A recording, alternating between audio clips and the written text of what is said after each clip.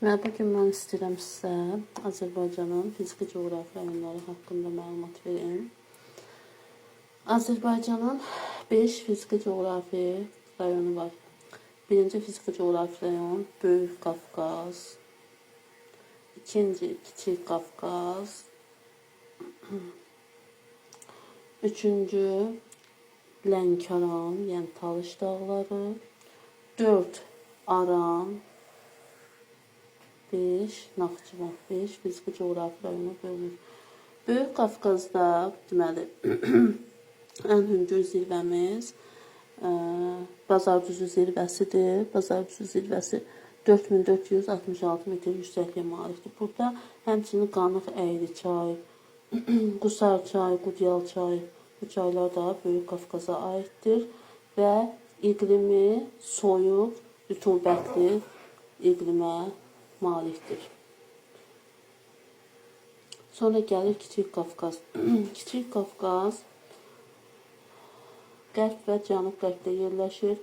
Qarabağ vulkanik yaylası, Murovdağ və Zəngəzur silsilələrindən ibarətdir. Kiçik Qafqaz iqlimi dağlıq meşə iqliminə malikdir.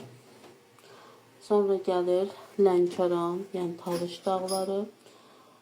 Lənkəran bildiyimiz kimi burada subtropik iqlim hakimdir və meşələri, çaylarının olması ilə fərqlənir. Yəni meşə və çay ehtiyatı ilə çox zəngindir.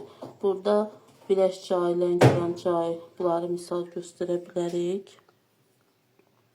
Deməli, cənub bölgəmizdə həmçinin sitrus meyvəçiliyi burada hakimdir, bildiyimiz kimi Lənkəranda.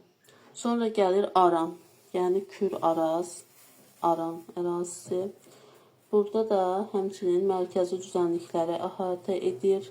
Kür-Araz çayları axır bildiyimiz kimi ərazisindən və iqlimi yarım səhra və quru çöl iqlimi hakimdir.